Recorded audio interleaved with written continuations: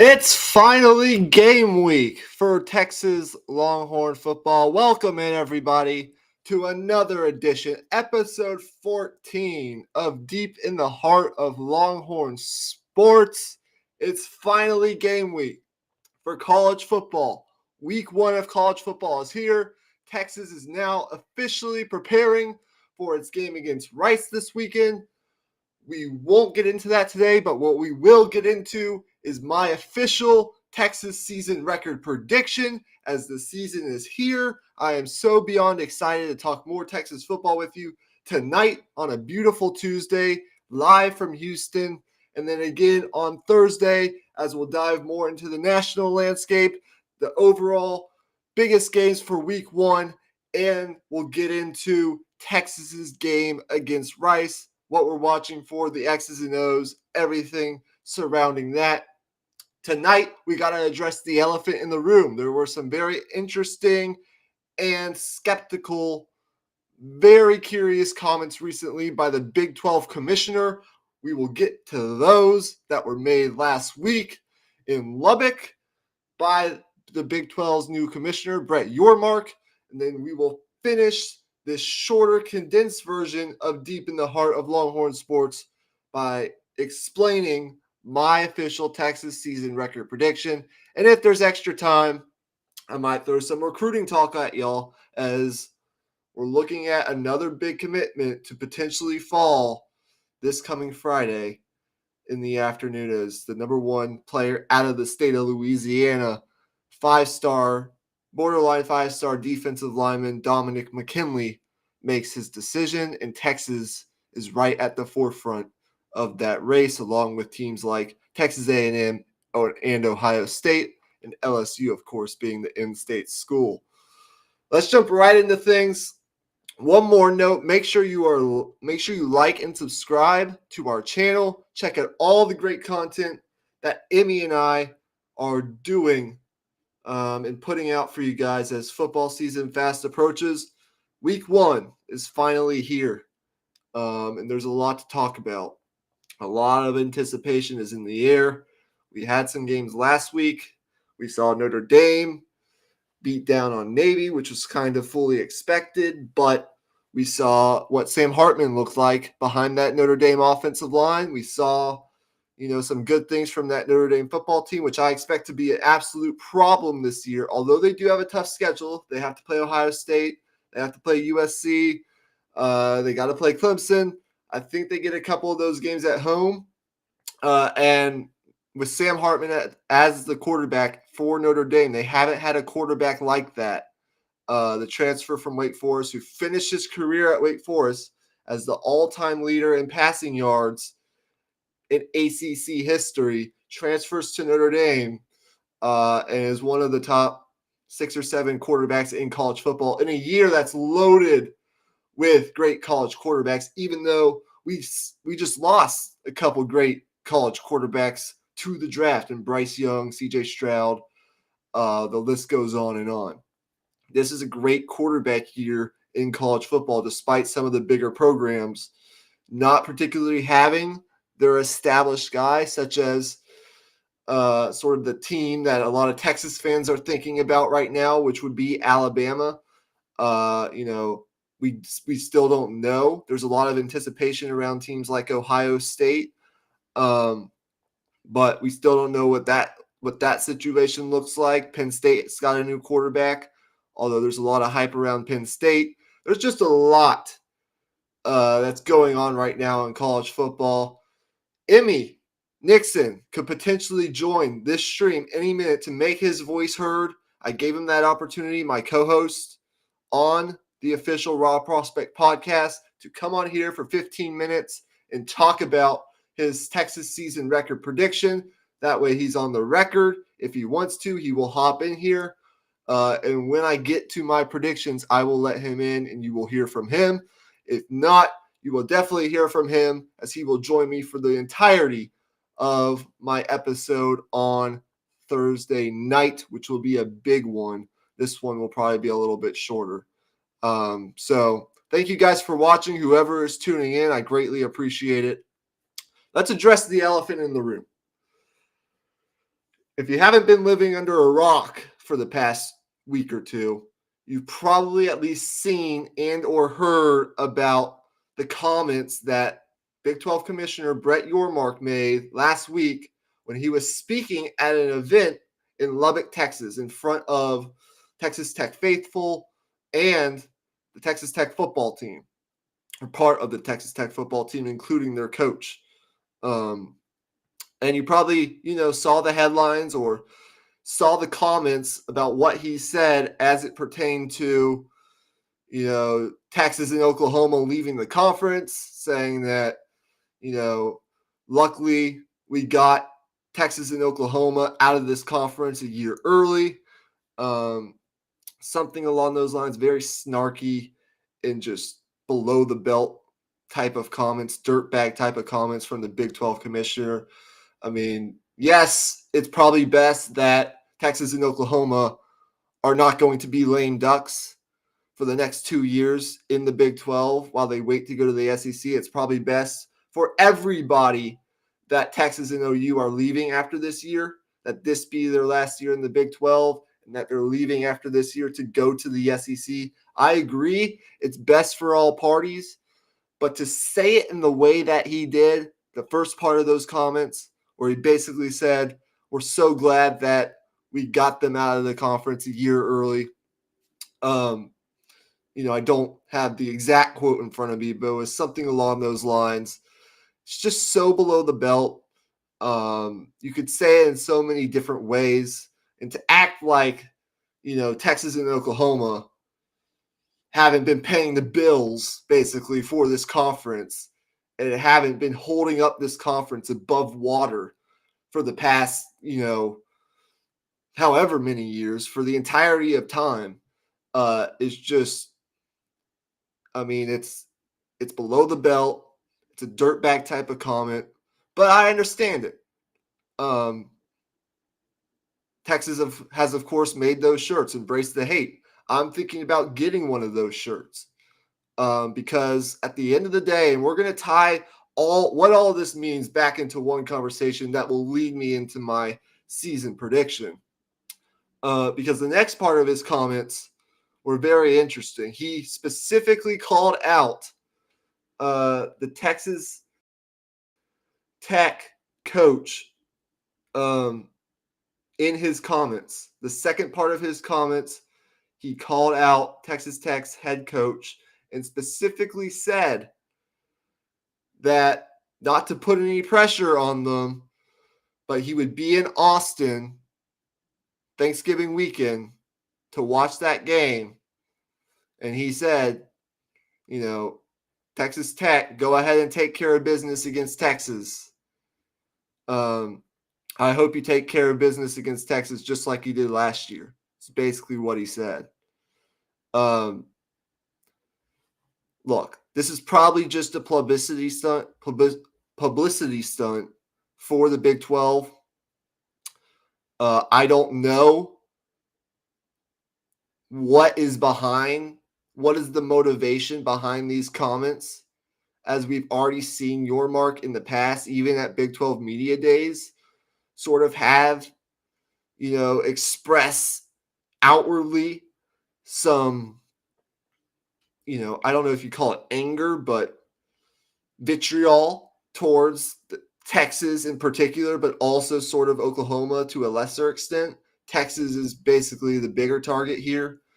There have been multiple instances of this already. It's below the belt. There are so many other ways you can, say these type of things. But I think in a way it gives Texas something to focus on. What does, Nick Saban say? What's the old saying about rat poison? I mean, you don't really want to pay attention to all these outside distractions if you're a program like Texas that's really trying to achieve the things that, they could potentially achieve this season and winning a Big 12 championship. Just taking care of business on the field, because if you do that, everything else will take care of itself. Everyone will shut up. Well, probably not. They're still going to hate Texas. But everyone, will shut up for the most part. Texas will leave this conference, and it'll sort of be kind of like a fuck you to all the other schools in the Big 12. Like, haha, we're on to bigger, brighter, greener pastures in the SEC. Good luck with what y'all are doing, here in the Big 12, but you just lost the two biggest brands of your conference. And although I think, and I can admit that Yormark has actually done a pretty good job of bringing in some schools that I think will still keep the Big 12 as a competitive conference and keep them alive and relevant in the college football landscape. Texas and Oklahoma in the SEC, and then you want to talk about the Big Ten and what they've done. Those are going to be really the two conferences moving forward that get the most attention, that are in the bright lights in prime time. And so there's clearly some vitriol. And Brett Yormark is not a fan of Texas going into this season. And the reason I wanted to talk about all of this is because we've already kind of seen ever since, even before Texas decided to make the move, and it became public that Texas was going to make the move to the SEC along with Oklahoma. We've already seen, instances where Texas sort of gets the short end of the stick when it comes to officiating in the Big 12. And there have been times, even last year, where they've been screwed. These officials have gone out of their way to screw Texas multiple times. We think about a couple calls in the Alabama game last year, but more so in conference when you think about the fact that Oklahoma State had something like 14 or 15 penalties called against Texas in Stillwater last year to like one penalty for Oklahoma State. We've seen those discrepancies already in the way that games are officiated. We've seen Texas get screwed. And so these comments, I think, really should raise an eyebrow. If you're a Texas fan or, you're the Texas football program, and I think it's got Sark's attention, definitely. If you listen to his first game week press conference that's on YouTube, you can go watch it, which was yesterday. It's got everyone's attention. And I think if you're a Texas fan, don't be surprised this year if a game is stolen from Texas. I'm not saying it's going to happen, but just don't be surprised if a game comes down to a couple calls that go against Texas. I would not be surprised. It's kind of concerning, the comments of recent, specifically towards Texas. Like he hasn't really gone out of his way to bring up Oklahoma as much as he's done Texas, at least in the public eye recently. And we've already seen these type of sketchy things happen as Texas begins, or is making its, departure from the Big 12. I just keep an eye out. And it's not really I'm not going to factor really this into my record prediction, but I think Texas fans just need to brace themselves for some potentially weird, suspicious officiating this season. I would not be surprised at all. We've already seen it happen. Just brace yourselves. If a game comes down to a couple calls that go the other way, don't be surprised, because that's just the way that things have gone, I think, for the past half decade. As, the Big 12 and the rest of its constituents are out to get Texas, which is why they've made this shirt, Embrace the Hate. And that's what Texas needs to do. Sark and this Texas football team need to come in focused each and every Saturday, and they need to try to hang 70 and blow these teams out, because they have more talent than those teams. Sark and some of the other Texas players have talked about why not we throw the first punch instead of always sort of being, the counter-reactive fighter in the fight? Throw the first punch, get out early to a lead, and then step on their throats late. That's really what we need to see from this Texas football team. The play on the field is going to speak for itself. If you leave no question about the results of these games, because one of the problems that I'm going to talk about here in a second is Texas has played in way too many close games the past couple years, the first 2 years under Sark, and they've done a terrible job of winning those games. I'll get to the specific stats here in a minute once I start getting into my prediction, but Texas needs to do a better job of really stepping on the opponent's throat this year and sending the message like, we are better than you. We want to kick your ass. We're going to punch you in the face.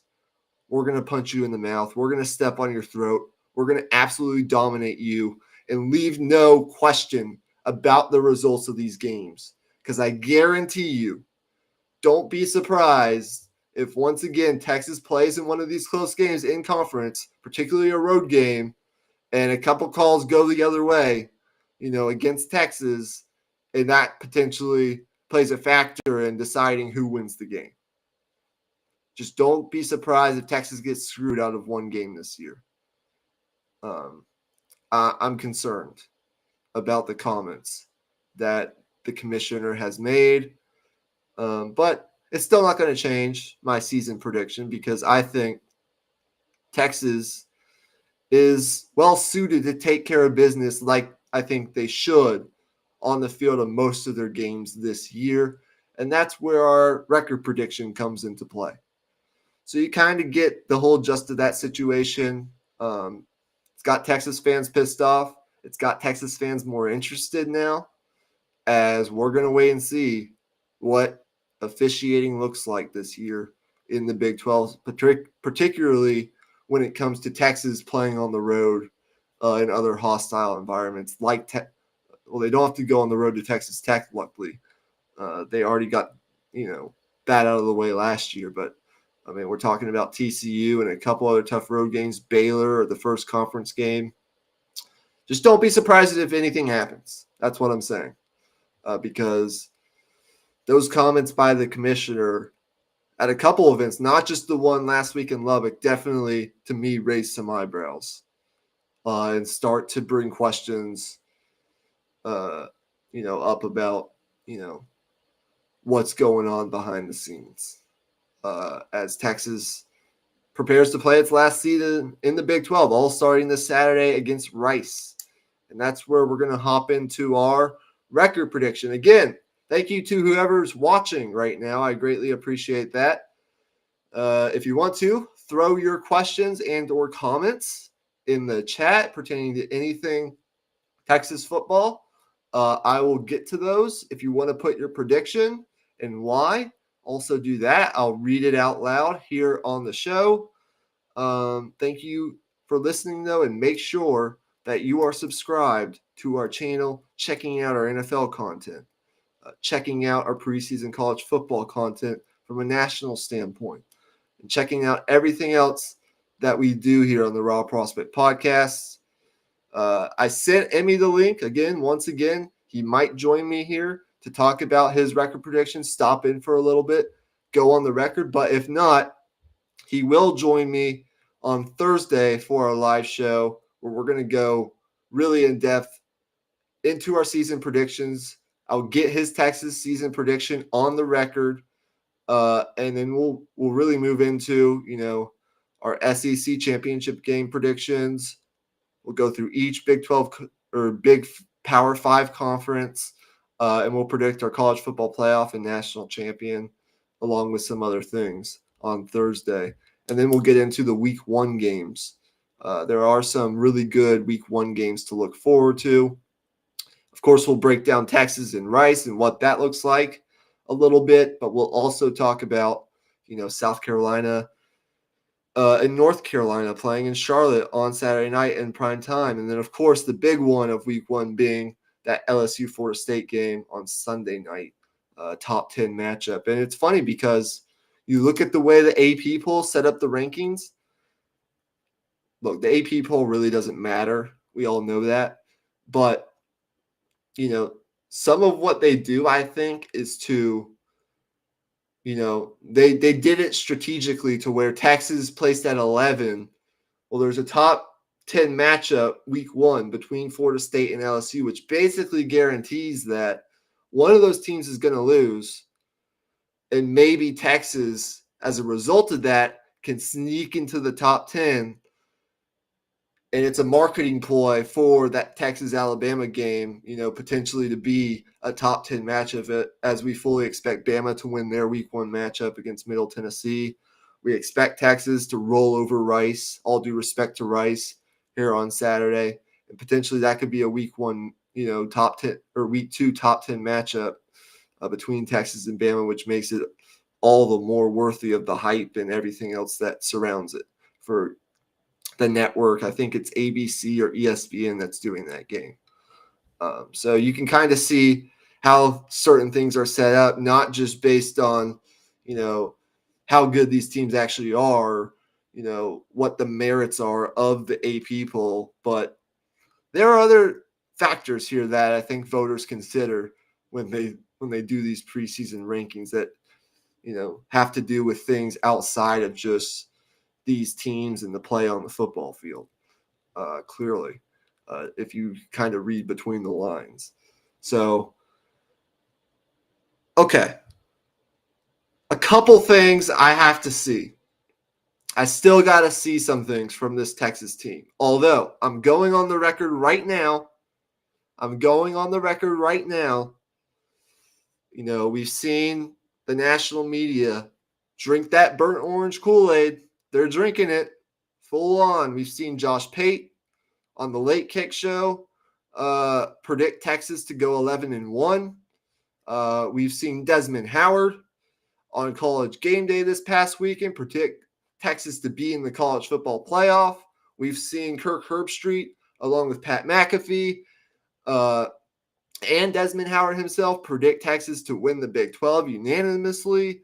We've seen other writers from networks like CBS Sports get in on the action and predict Texas to make the college football playoff. The national media is drinking the burnt orange Kool-Aid, and so are most of Texas football fans, like they do every year this time of year. Is the hype different this year? I think it is.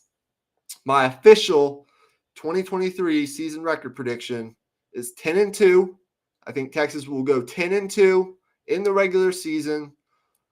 A loss to Bama week 2. Look, I think Texas has a really good chance to win that game, and I hope they prove me wrong. But there's a reason that Nick Saban and Alabama have been so good at home throughout his tenure. And I still got to see this Texas team. They still have to prove to me that they can win on the road consistently. Not only win on the road, but, win these bigger games on the road on a consistent basis. We saw the last time, they walked into an SEC environment 2 years ago against Arkansas. We saw what happened there. Now, this Texas team, I think, is a lot better and a lot more prepared, especially on the lines of scrimmage, than they were 2 years ago, for sure. No question about that. But Texas has to prove that they can consistently win on the road. And that's the first thing I need to see. And that's why I think it's totally feasible Texas could win that game. But they got to prove to me that they can win those big, road games on a consistent basis. I think Bama is about a touchdown favorite right now. I think it'll be about a 1-score game, maybe, within that. I think Texas can hang with Bama for sure. But I'm going to err on the safe side for right now and say that Texas probably ends up losing that game, but in very competitive fashion. But I do think that it's going to be a very good conference season for Texas. I think they're going to beat Rice, of course. They should blow out Rice. They should blow out Wyoming in week 3, the week after Bama. Yes, close out all games too. We're going to talk about that here in a minute. There are some swing games. I've been going back and forth between 9-3, 10-2, basically the entire week. I think both are reasonable. You could go either way. You could even go 11-1 if you think that Texas will only lose one game, most likely being the Bama game, and they're going to run the table in the Big 12 and try to prove a point. I could totally see that. They have enough talent to do that. But going back to my point, you got to win road games consistently. I think they are, gosh, I don't know what their exact record is in road play under Steve Sarkisian. I believe it's 3-6, something along those lines. So far in 2 years, and 2 of those wins came last year at the end of the season where they beat Kansas and Kansas State back to back. And that Kansas State was probably their best road win in a couple years that I have seen. I mean, that was a big road win against the eventual Big 12 champion. But they got to prove to me that they can consistently win on the road. And they got to prove to me that they can close out, these close games. In one-score games the past 2 years under Steve Sarkisian, they played 14 games decided by 8 points or less, and they are 4-10 in those 14 games. That's not going to cut it. Now, the hope is that they won't play that many close games this year, that they will take care of business and do what they're supposed to do, and, leaving no doubt in some of these games, they won't be in as many tight games in the fourth quarter because they'll just out-talent teams and they'll step on their throat. They'll have that attacking mentality. But they still got to prove to me that they can close out games in the fourth quarter in these closer games. It's been a problem for Texas. They've run out of gas, particularly in the second half and fourth quarters the past couple years. They've been outscored in the fourth quarter, the past 2 years. That's not going to cut it. They got to prove to me that they can finish when the time calls in the fourth quarter instead of breaking down and folding, step on the opponent's throats. I will continue to say it over and over and over again. They got to prove that to me. They got to prove to me that they can win on the road consistently. They got to prove to me that they can win big games consistently. They haven't particularly done a good job of that either in the past couple years. I will pull up the stats for you just so I have them, but it hasn't been pretty winning games against particularly top 25 caliber opponents the past 2 years under Steve Sarkisian. They got to prove a lot to me this year. And there are still questions, how good is Quinn Ewers going to be? We think he's going to be better than he was last year. I expect him to have an all Big 12 type season, all Big 12 honor type season, maybe even an All-American type season. I want him to be that first-round pick in next year's draft. And the best thing that can happen to this Texas football program is that he does that. He becomes that first-round caliber quarterback and goes first round next year, because that probably means Texas has a really good season if that happens. But what does he look like? Are the consistency issues solved? What does the interior of this Texas offensive line look like? There are still some questions about that. DJ Campbell has been starting at the right guard spot throughout fall camp, but I think Sark still has some hesitation about the rotation on the interior offensive line with Jake Majors and Hayden Connor. And then, of course, Connor Robertson and everyone else that could potentially play into that rotation. The interior of this offensive line, both in, run scheme and in pass protection, was the weak point of this offensive line last year. They struggled to run inside zone a lot of the time. We saw what happened against teams like TCU. That run game got stymied They couldn't really get anything going off that as a result. There's still questions about the interior offensive line, although I think it will be better than last year. And I think Texas is going to have a really good offensive line as a whole. That interior offensive line is still a point of concern. You know, does this Texas defense, are they able to generate enough pressure off the edge? Who steps up opposite Barron Sorrell? And does Barron Sorrell elevate himself to that next level coming off a 5.5 sack season last year? Can he get to that all Big 12 level, elevate himself into the earlier rounds of potentially the NFL draft next year as that one of those premier pass rushers in the Big 12? Texas has really struggled. They've done a good job creating pressure, but they have not done a very good job at sacking the quarterback, finishing plays, and creating disruption and turnovers the past couple of years. They need to do a better job of that. And then there are some other questions at the linebacker position. Who's going to start? What's the rotation going to look like? Next to Jaylan Ford, the third-team All-American from last year. There are questions about this Texas team, but the overall talent, if they play well, on a game-to-game basis, should be enough. And I think Texas is set up well to go 10-2. I still have hesitation to go any further than that because of some of the things that I've talked about. Winning on the road, and I'm pulling up the stats right now. Closing out these close games in the fourth quarter, the one-score games. You have to be able to win most of those games rather than lose most of those games. As I mentioned, Texas is 4-10 in games decided by 8 points or less in the Steve Sarkisian era. Not good enough, not going to cut it. Got to finish those games. The hope is they won't be playing in those many close games, but got to figure out a way to finish in the fourth quarter. Fourth quarter struggles. We talk about the way this Texas team has generally looked so far in the Steve Sarkisian era. In 2021, the 5-7 disastrous year, Steve Sarkisian's first year at Texas 2 years ago.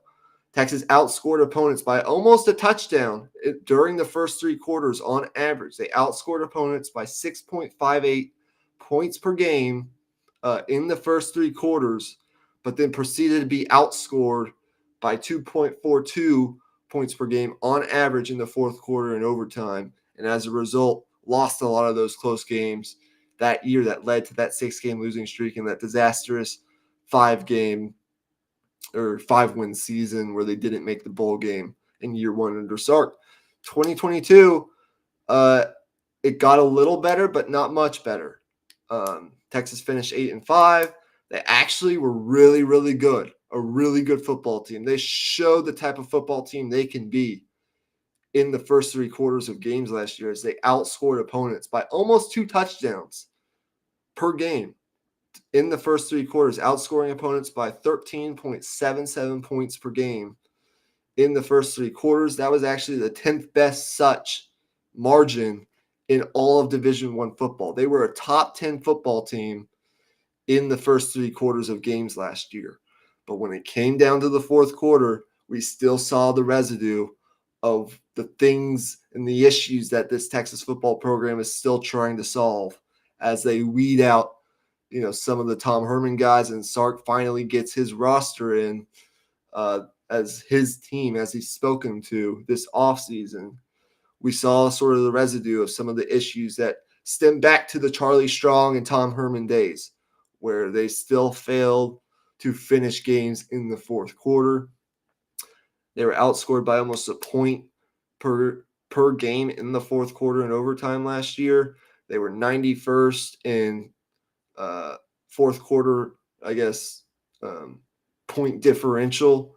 That's not good enough. You got to be able to finish in the fourth quarter. I think there are things that help this Texas team to be able to do a better job of that here in 2023. I think they are deep. They're a deeper team now. You think about the way they've been recruiting, the way that they've sort of handpicked guys and brought in some really talented guys from the transfer portal. I think some of the depth that you're going to see, some of the freshmen that you're going to see step up, some of the more rotation that you're going to see in game from the offensive line, as they've expressed outwardly that they have 8 guys that they're comfortable with playing, in game going into the season, despite some of the questions on the interior offensive line. Kyle Flood and Sark have said we feel comfortable with these 8 guys. And then, the running back position, the linebacker position, the defensive line with Vernon Broughton and Alfred Collins behind Byron Murphy and T'Vondre Sweat. I think you're going to see some more rotation. Trill Carter, the transfer they brought in from Minnesota, he'll work into that defensive line rotation. And so maybe some of these rotations at different positions, now that they have the necessary depth to supplement the starters in game, will save some of that energy and sort of reserve some of the energy, for Texas's best players for the fourth quarter of games where they really need to be focused and play their best football. Because what's happened the past 2 years just isn't going to cut it. 8-4 again, I think would be disastrous. 9-3 would show improvement. And would be acceptable as long as they get to the Big 12 championship game and make an appearance in Arlington at the end of the season and hopefully win that game. I think 10-2 should be the minimum expectation. There's enough talent on this team. We don't have to go through it again. We've already done it. I did my offensive breakdown last week and my defensive breakdown. Go watch those again if you want to brush up on your Texas football knowledge. There's plenty of talent on this team. They just got to put it all together. Put all the pieces together. Finish games in the fourth quarter. Let's not play that many close games this year, but if you are in a close game, finish those games. Find a way. Still got to see Sark do better at making in-game adjustments. And there are some other questions surrounding this team. Can they win the bigger games on the road consistently? But I think they can answer those questions, and I think 10-2 should be the minimum expectation. Even with the fact that we could potentially see a game potentially, go another way, as I'm kind of worried about the way games are going to be officiated this year, as I mentioned at the beginning of the episode. But I think 10-2, get to the Big 12 championship game, and I'll go on the record and say, I think if Texas gets there, they win that game. And they go out strong into the SEC. They get to a New Year's Six Bowl, and they build more momentum going into the SEC. So that's my prediction: 10-2, Big 12 championship game appearance, and a New Year's Six Bowl. I don't know what happens in the New Year's Six Bowl, but as long as they're there, that's a successful season, in my opinion. Win the Big 12, get to 10 wins in the regular season. That should be minimum expectation. David says prediction for the season 9-3. Totally fair. My opinion, 9-3 shows improvement. A lot of Texas fans aren't going to like that, but I think 9-3, you can still get into the Big 12 championship game as long as you only have 2 conference losses potentially, and no more than that. And if they can win that game and get to 10-3, you could still find yourself playing, in a New Year's Six Bowl, and that would be also considered a successful season. I think 9-3 with a Big 12 championship game appearance and a loss in the Big 12 championship game, I'm not so sure. 9-4 doesn't look as good as 10-3 in a Big 12 championship, but it still would show gradual improvement. It just would depend on, what the team looked like and what games they lost and how they lost those games.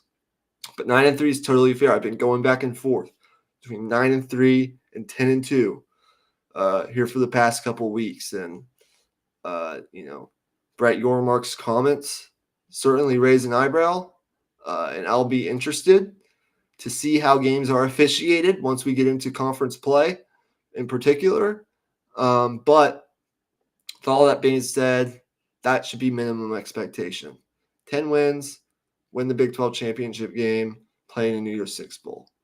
I can't go as far right now as to say that Texas is going to go 11-1 or 12-0, run the table, and get to the college football playoff. I still think they're probably a year away from that. But I think those are the heights that if things fall Texas's way and they do the things that they're supposed to do, that's not out of the realm of possibility. I think they're good enough like that. There's a ceiling out there that exists where Texas could go 11-1, 12-0, run the table, win the Big 12 championship, and be in the college football playoff picture. But because of some of the things that I've mentioned, I can't go as far as to say that yet. I'm going to stick with 10-2 in a Big 12 championship game appearance, which I think they will win and get to a New Year's Six Bowl, and that would be a great season for Texas football. It would really be a launching point into the SEC. David says, we always let a weird game get away from us. Yeah, I mean, it's been an issue. I mean, should have won the Tech game last year. Should have won, in Stillwater last year. Luckily, we don't have to play Oklahoma State as Mike Gundy has been a thorn in Texas's side. But when you look at this year's schedule, I'm looking at that at TCU game. For whatever reason, Texas always struggles at Iowa State. I don't expect Iowa State to be a huge player in the Big 12 this year. But, I mean, any road game, the Baylor game, not so much the Houston game, but any of those, tough road games, be on the lookout for some fishy things to potentially happen. And Texas still's got to prove that, they can win consistently on the road, not let those games get away late. So, I mean, that's basically it. That's really all I had for tonight. I guess Emmy is busy and he did not join, but he will be with me live on Thursday from start to finish as we get into everything college football season prediction-wise, from our conference champion predictions to our college football playoff predictions to our Heisman predictions to our week 1 predictions for the biggest games, including that Texas-Rice game on Saturday. Kicks off 2:30 Saturday afternoon. Will be televised live on Fox at DKR Memorial Stadium as Texas kicks off its last season in the Big 12, the last season of college football as we know it before things really change next year. And we'll have plenty of time to talk about what those things are and what that means. But, man, just embrace this year as this is the last year you're going to get to see college football played the way it's been played in your childhood. So just embrace that. Let's go kick some ass. Let's, if you're Texas, be Texas. It's time to be Texas. It's time to put the big boy pants on, flex your Texas muscles, and beat the shit out of all these sorry-ass Big 12 teams. It's time. You have the talent to do it. Come on, Sark. Let's go. Your mantra is all gas, no brakes. It's time to put that mantra to the test. Put your money where your mouth is. Let's go. Give them hell. Make them eat shit. And I will see you guys on Thursday night. Make sure you tune in. I expect to see you there. Emmy will be live with me. We're going to talk college football, everything week 1, everything about the season. It's going to be really fun. And we'll probably go, hour 15, hour 30 minutes. So just be ready for that. Strap in. It's going to be fun. Bring your hot takes. And then next week, David, you're going to be on the show and you're going to be spewing some hot takes and giving some of these sorry-ass Big 12 teams some shit next week. That's going to be fun. But until then, I'm out for tonight. I'm really tired. It's game week. Let's go Longhorns. And see you guys on Thursday for a huge episode of Deep in the Heart of Longhorn Sports. Hook 'em. Have a great night.